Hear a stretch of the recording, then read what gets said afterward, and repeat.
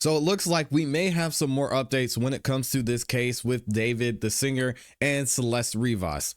Celeste Rivas, her body was unfortunately found dismembered and, according to TMZ, partially frozen in the trunk or the hood of David's Tesla.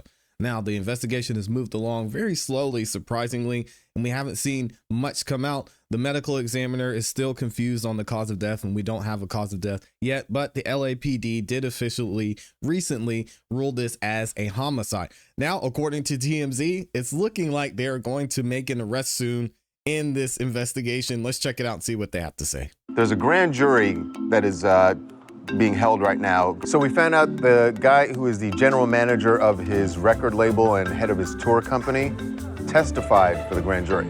Yes, Robert Morgenroth, general manager of Mogul Vision and president of Zara Brothers Travel, revealed something very interesting. So when he came out of the grand jury, he was talking to his lawyer in the hallway. There was about a half dozen people around, and he was speaking loudly enough to be heard. And Robert told his lawyer that the deputy DA grilled him about not calling the police. He said to his lawyer, I said, I feel like I didn't have the responsibility to do that and just wanted to continue the tour. We don't have the time frame, but remember, David was on tour when Celeste's body was found. But what were they? Well, that's the thing about it. Even though David was on tour when the body was found, that still doesn't mean he didn't have something to do with either her dismemberment or hiding or disposing of the body as well, because we know there's been evidence shown that David took a trip out into the desert for some reason, or we won't say David, allegedly someone who was in the vehicle took a trip out to the desert well before David was on tour and then came back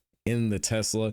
So now we're going to have to see how that plays out and if it implicates David in some way. Talking about it could be the dismembered body.